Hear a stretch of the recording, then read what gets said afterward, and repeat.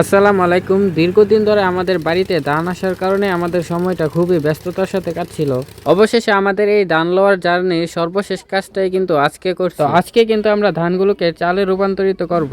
আজকে সকালে আমি ঘুম থেকে উঠে শুয়েছিলাম, তো আম্মা আমাকে তখনই সকালবেলা ডাকতেছে যে মেশিন বাড়িতে চলে আসছে। তারপর আমি এখানে আসতে একটা জিনিস লক্ষ্য করলাম যে ওদের যে মেশিন এর ট্যাঙ্কিটা আছে ওইখান থেকে একটু একটু করে তেল পড়তেছে। ভাবলাম এই বিষয়টা মেশিনওয়ালাকে জানিয়ে দিই। তো জানানোর পরে তিনি বললেন যে বাচ্চারা নাকি এটা নিয়ে খেলতে গিয়ে ফাইভের যে গোড়াটা আছে ওইটা নষ্ট করে ফেলছে। এদিকে মুসা ভাই কিন্তু এক ডেক গরম পানি তার মেশিং এর মধ্যে দিয়ে দিচ্ছে। গরম পানি দেওয়ার কারণ হলো শীতকালে কিন্তু মেশিং অনেক ঠান্ডা হয়ে থাকে, যার কারণে স্টার্ট নেই না।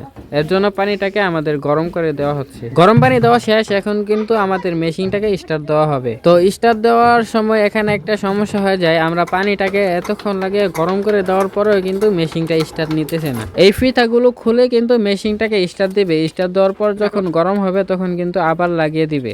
আমরা আবারও কিন্তু চেষ্টা করলাম মেশিনটাকে স্টার্ট দেওয়ার জন্য, কিন্তু কোনোভাবেই মেশিনটাকে স্টার্ট দেওয়া যাচ্ছে না।